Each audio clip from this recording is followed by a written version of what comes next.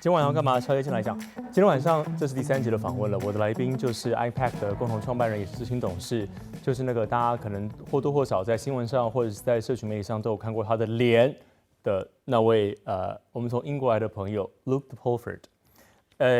他因为他做的工作就是对中政策、跨国议会联盟的各项任务，使他成为中国眼中的一个头痛人物，真的是个眼中钉，真的急于除之而后快。因为这样子，Luke自己遭遇过很多我们没有办法想象的遭遇。那当然，他很谦虚的更正，我不要这样讲好了。当然他说真的，比起那些他说在香港正在监狱里面，而且可能不知道此生还有没有办法自由走出来的那些人来讲，Luke 说他自己所遭遇的这些根本就只是小菜一碟。但即便如此，透过 Luke 的遭遇，我们也可以看到，你仅仅是发表意见，你仅仅是说出一个中国也许不认同的论点，你就会遭遇到什么样的下场。而他们所经历的这些，都提醒了我们为什么，对不起，我要这样讲了，台湾中国一边一国，此生不当中国人。一起来看。I don't want to drag you too deeply into Taiwan's domestic politics, but I'd still like to get your perspective on something. How do you view you probably get asked this a lot, how do you view the increasingly bitter partisan division within Taiwan's legislature and the message it sends to, the international community? Okay, follow my logic for a second. Yeah. In order to maintain peace, Taiwan has to have international support, okay? Yeah. So point number 1. Yes. Point number 2, in order for Taiwan to have international support, it's got to be very clear about what it is and isn't willing to do, about what it wants. So imagine that you're a lawmaker and you're a government, a foreign government, and you're thinking to yourself, okay, we've got problems in that part of the world. We have to deter conflict. We can't allow it to happen. So how do we do that? Well, let's think. What are the tools we have available to us? What do the Taiwanese think, okay?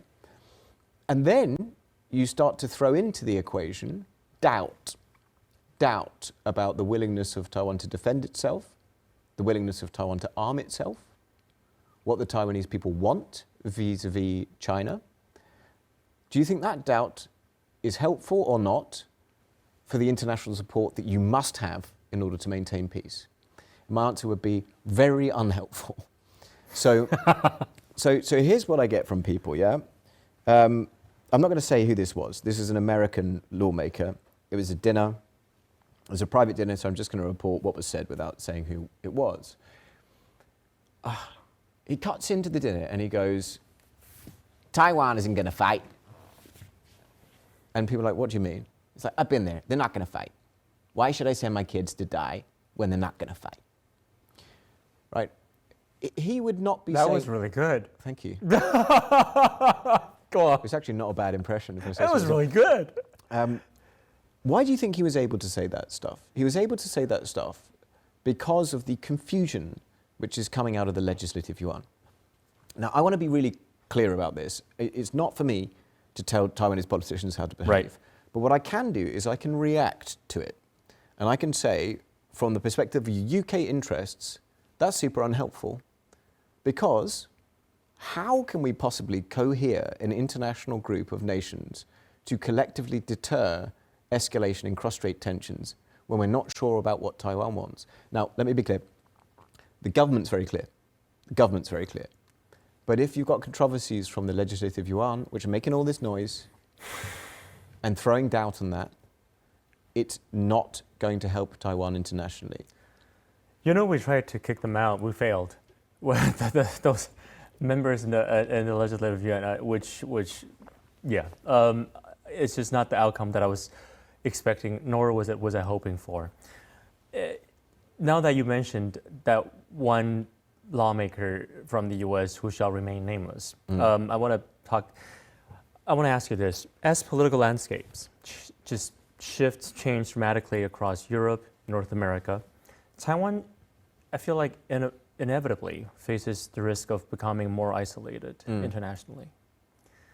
You've argued that Taiwan cannot afford to be like a passive actor for others to, come to its rescue, and that it must clearly articulate what it stands for rather than allow its voice to be marginalized. Yeah. So in your view, what is Taiwan's strongest strategic asset when it comes to when making its case to the democratic world? Prospective economic damage of escalation. Let's say that again. All right, so let me stick with this. The thing people care about more than the potential of a war thousands of miles away is their own economies. And it's pretty clear from most of the serious economic forecasting that has been done that if there were to be kinetic conflict here, you would be looking at least 10 trillion, 10% of global GDP wiped off the map, probably getting worse over time. So at least 5 times worse than the Ukraine war, worse than COVID, the economic contraction because of COVID. If you were to ask me, what's going to really change the political debate, it's going to be realization that they have skin in the game. Right now, we're still in this weird place where, for whatever reason, there's not enough recognition of how important stability is to the rest of the global economy. Now, some politicians are waking up to that, but awareness is still low. What I would love to do is I would love for everybody in every constituency, in every democracy, to know exactly how much they would lose out of their pocket if their politicians failed to stop this from happening. And I'll tell you, it'd be a lot. It'd be a lot. We're talking massive inflation, gas and electricity hikes, iPhones going up like 10-fold minimum in terms of pricing, stuff not working, not being able to buy new stuff, not being able to replenish any supplies of anything that requires chips. I mean, it goes on and on. But the secondary economic effects, absolutely devastating. In the Bloomberg modeling, did you see the Bloomberg modeling, the $10 trillion thing? They projected that South Korea would lose 1/3 of its GDP in a kinetic scenario. 1/3 of its GDP. It's not a small number. It's like, we're talking untold economic depression. Unfathomable almost. And cannot be allowed. But we're not in that mental zone yet where people are in the cannot be allowed zone. I think the EU is slowly waking up to it. The States have been alive to it for some time. The rest of the world, sleepwalking. They need to be woken up. That isn't going to happen until voters know. I would love voters to know that the cost to them of the political failure to deter and to de-escalate conflict, because it's politicians, Right. Their head should be on the block. Right. Why are some people not heeding that warning? I think awareness is too low. There's not enough research about it. It's not been done cleverly enough. It still feels very far away to people. It feels remote. It's like Taiwan. Right. It's miles away.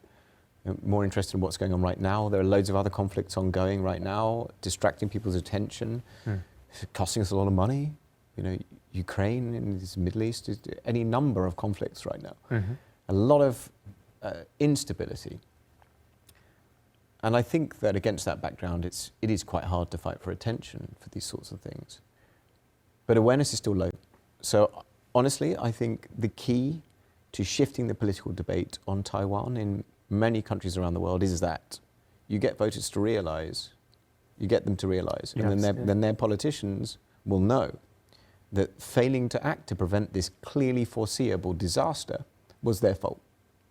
And we've got to change that calculus. I love that what you said, failing to prevent this from happening would be catastrophic and would be their fault. It's on them. It would be. I've heard that because of the work that you do, I've heard that your family, and even your friends have been subjected to extensive online surveillance and harassment and even impersonation attempts over the years. And in some cases, people have allegedly used your name to send just malicious phishing emails to people close to you. Yeah. Well, of course, without revealing anything sensitive, can you share one of the most just extraordinary experiences you've had, something that might have made you, stop and think, well, this feels like straight out of a spy movie? So I heard that there were dating profiles that were made with my photograph. It probably worked. Yeah, so So if you've matched with somebody who looks like me, it's not me. Oh. Okay. I was hoping. Okay. There we go. Okay. Yeah. Swipe whatever way you swipe. Oh, Luke. Yeah. Okay. Hit the X. So I heard there was that. The impersonation thing was quite weird because obviously I'm a Conservative Party member. My membership to the Conservative Party was resigned on my behalf by an impersonator. And the weird thing about it is that I thought, okay, this was just done online, right? I thought maybe that was it, but no, he called them up. And I don't know what accent he did. Apparently he sounded English. And he resigned my Conservative Party membership. Apparently I was so upset with the then Conservative Foreign Secretary that I wanted to leave the Conservative Party. And this worked. He managed to resign my membership. It's quite a weird thing. But it's low-level stuff, this online thing. They put so much effort into it. Constant harassment from bots and trolls. I do not care at all. Don't care. I think if they think that this works at any level, they're really wasting their time. I mean, look, there are people who go through much more than me. One of our colleagues in IPAC, who also works for an organization called Safeguard Defenders, Laura Harth, she recently had a whole bunch of AI pornography made of her because Safeguard Defenders has exposed like Chinese police stations and stuff. So all of this stuff was going around. That's way worse for her. But she's strong, so she's brushing it off as well. But it's fairly constant. If anything, it's a minor annoyance. What worries me more than the actual attacks contained within it is the fact that it skews the discourse. So if you went to my ex, you would end up thinking from the comments that the things that were being said were just badly received. Wow, the world hates you. The world hates me. Yeah. Yeah. So this kind of stuff works. X right now is much worse than Twitter used to be at getting rid of that kind of stuff. I mean, what can I say? I just don't care about it. Are you therefore more cautious, are there things you do because of what you've seen China does, that you are more careful, more cautious when it comes to, maybe clicking on links in your email, or Sure. what's that extra step you take to ensure your safety? We do loads of security training. Okay. We try to operate a zero trust model. We're very careful about all of that stuff. We have to be. Yeah. I'm not in contact with anybody who's in a jurisdiction who could get in trouble, because I know that being in contact with me is not going to help them. So all of my contact with anybody in Hong Kong after the national security law totally ceased. It's not nice to have to distance from people like that, but it's that kind of thing. Equally, if there are people who are in high-risk scenarios, like transnational repression cases in the UK, I'm very careful about who I talk to, because I don't want to expose them because of our work. You don't want your names to be linked to them, but it's for their own benefit. Yeah, you absolutely. want to protect them, right? So this is part of the problem, because there aren't many institutions that are set up to help people in those kinds of situations. And let's say, for the sake of argument, let's say you're from mainland China and you're a dissident and you come to the UK and things start happening to you and you look around and one of the organizations who seems to be fairly reliable on China is us. You come to us seeking help. Naturally, we'd want to help in that kind of situation, but I also know that if I have any form of connection with a lot of these guys, I will make their life much worse. So I have to be very careful. That's such a fine line. When your private life, your friendships, and even your family become exposed to these you call it annoyance, but some others might call it surveillance, harassment, and the risks associated with just transnational repression because of your support for Taiwan and Hong Kong. Have you had a moment where you probably have answered this question before, but have you ever had a moment where you questioned whether it was all worth it? Thank you for this question, because it gives me an opportunity to reflect on something. I think I'm very fortunate, having had the background and upbringing that I've had. I've always had a very deeply rooted sense of justice, I guess. And even if I've struggled to live right, I've known what right was, always. You know, I'm not trying to hold myself up as any kind of paragon of Christian virtue, but I know what I would want to aspire to be. And I've never had any single shake in confidence that I was doing the right thing in doing this work.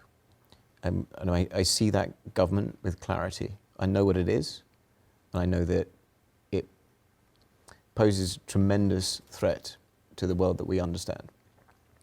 So I've never been shaken from that, even if sometimes it's felt a lot. The stuff with Andy was a lot. It was a lot. You know, I bear a lot of guilt around that and find that really hard. But I never came out of it thinking, therefore, I should just abandon this thing. If anything, it's the opposite. If anything, it consolidates the effort. And you find this in some places, by the way, when China tries to bully our lawmakers. In some places it works.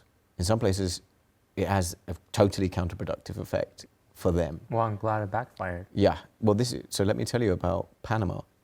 We were struggling to bring in Panama into IPAC. It's quite hard. And I think the Chinese learned about it. So then they tried to threaten these Panamanians not to join IPAC. And they were so upset about it that we then ended up with 15 members. Okay. So sometimes it can work against them. So I think the reason I like your question is that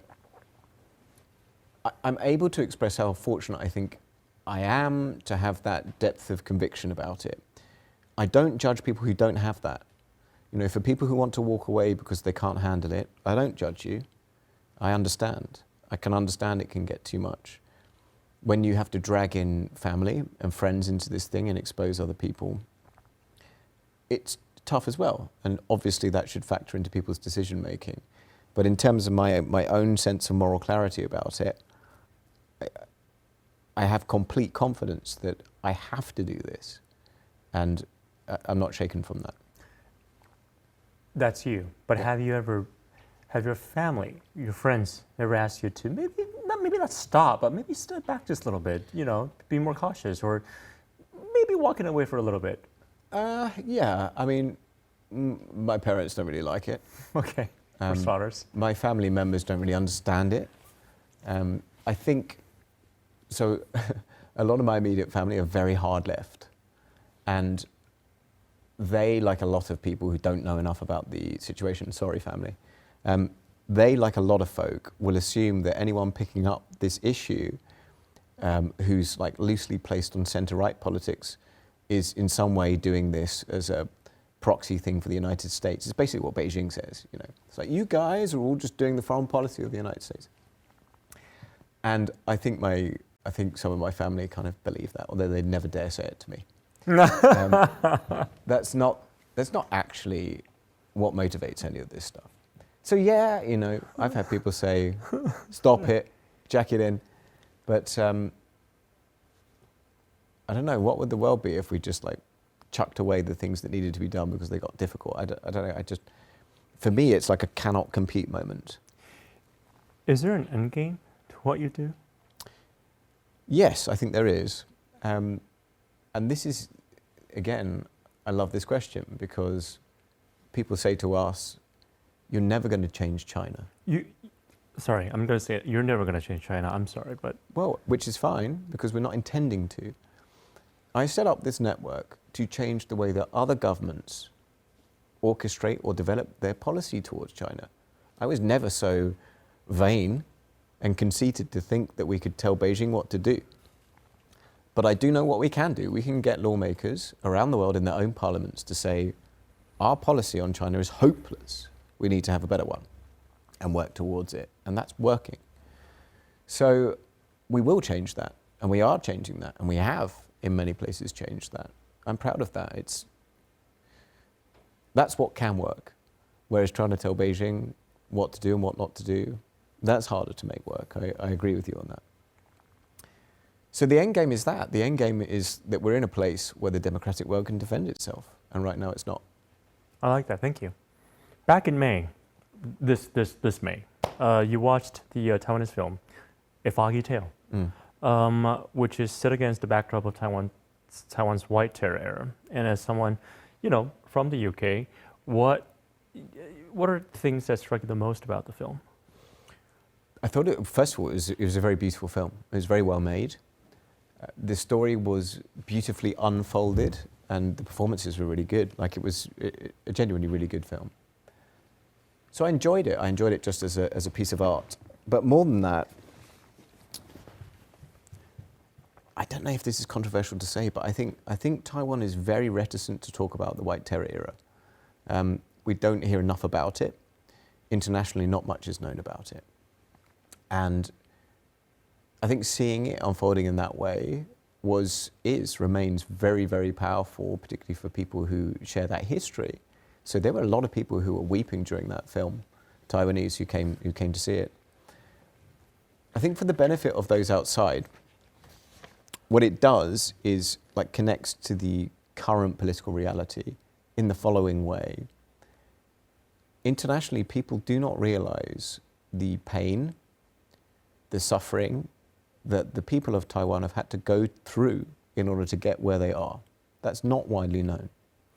And it's important that they know, because I think the best answer to our American congressman who said they're not going to fight, Stop. The best answer to that is the witness of those people who passed through that era. This is why I'm so keen on, I can never remember his name in Chinese, but Nylon Cheng, the Nylon Cheng Memorial Museum. I'm going there after this. Because that's a story which expresses exactly the same thing. It expresses the desire for freedom that would bring about an ultimate sacrifice. That's a really important message for people to hear right now. And I thought the film delivered that very, very sensitively and very beautifully. Did you actually shed a tear? A lot of people were just flat out crying in the theater where I was watching. Did you? What were some of the most, I guess, emotional moments in that, if you remember from that film? One scene that I remember was when they were counting. They were trying to pick out the bodies. Right. Yeah. That was very emotional. So there were a lot of people who broke down at that point. Yeah. I just found that disturbing. I found it hard to watch. It was very disturbing. And it was particularly hard with a very young person in the room. Or it was just generally a beautiful film. It was a beautiful film. I mean, I don't think I'd pick out any scene as particularly moving. I mean, the aspect after that, when there's some music which plays, and then, if I remember rightly, the shot kind of comes up over a landscape, and that was a moment that was the sort of culmination of the narrative, and I was moved at that point. But I think the thing that probably moved me most was seeing there are a bunch of people in the cinema who resonated. Well, they'd lived through it. Right. They were there, and I think that they were seeing reflected, quite unusually, because I don't think it's something that happens very much, that period of their lives.